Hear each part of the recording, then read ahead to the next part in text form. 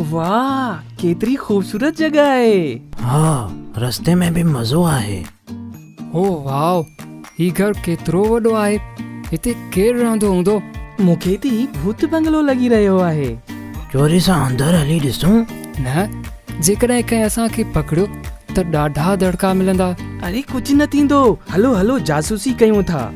मूंखे त डपु थो लॻे, हलो वापसि था हलूं। लॻे थो हिन घर में केर बि नथो रहे। जिन रहंदा हूंदा। वापसि हलो, वापसि हलो। ओह, ॾिसो एतिरा वॾा 3 दरवाज़ा। काथे? होॾे। हा, मूंखे नज़र अची रहिया आहिनि। ही केतिरा न अजीब शेप्स आहिनि। कंहिं ठाहिया आहिनि शेप्स इन्हनि दरवाज़नि ते?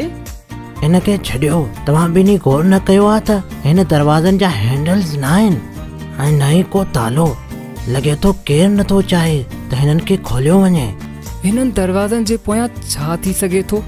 काश असां हिननि खे खोले सघूं। अचो, हिननि दरवाज़नि खे खोलण जी कोशिश था करियूं। मूंखे पक्को यकीन आहे त हिन जे अंदर खज़ानो हूंदो। पर कीअं? इन तरह न खुलंदो, कुझु ॿियो ट्राई करणो पवंदो। मुंहिंजे ख़्याल में दरवाज़ो खोलण लाइ असांखे हिन शेप खे मैच करणो पवंदो। अचो त हिननि शेप सां मिलंदड़ जुलंदड़ शयूं ॻोल्हियूं। ही लकड़ियूं हिते छो पयूं आहिनि?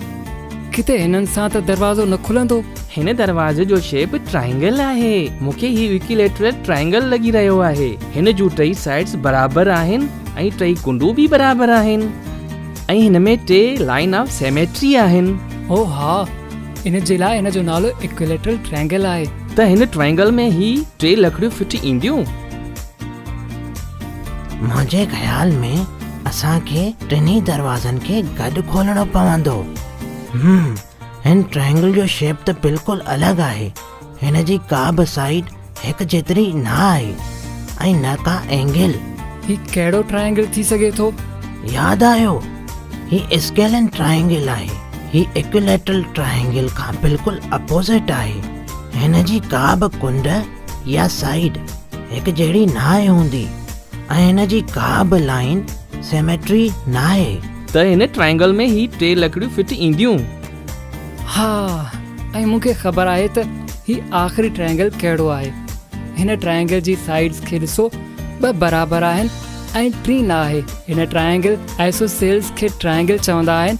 साइड्स खां सवाइ हिन ट्रायंगल जा सिर्फ़ 2 एंगल्स बराबरि हूंदा आहिनि। सत हिन जी सिर्फ़ हिकु लाइन ऑफ सिमेट्री हूंदी आहे। हिन में 3 लकड़ियूं फिट ईंदियूं।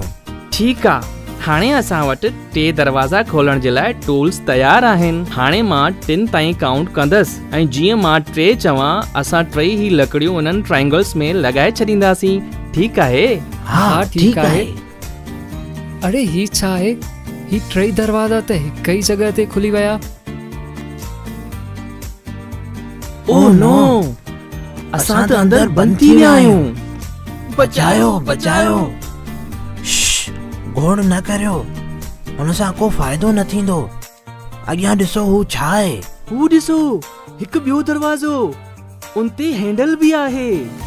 अड़े, ही त खज़ाने जो नक्शो आहे ऐं हिन ते लिखियलु आहे त दरवाज़ो तॾहिं खुलंदो जॾहिं असां हिकु ट्रायंगल खे पेपर ते ठाहे हिन दरवाज़े ते लॻाईंदासीं।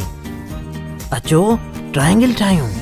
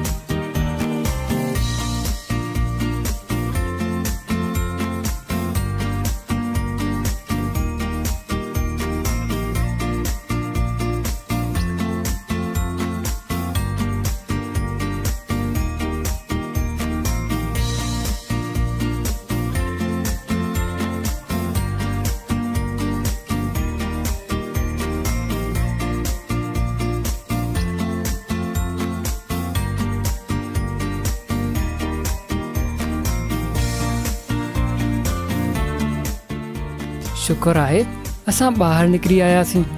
हा, असां वटि ही खज़ाने जो नक्शो बि आहे। हाणे असांजूं छुटियूं तमामु सुठियूं गुज़रंदियूं। हिन खज़ाने खे तलाश करे घर वापसि वेंदासीं।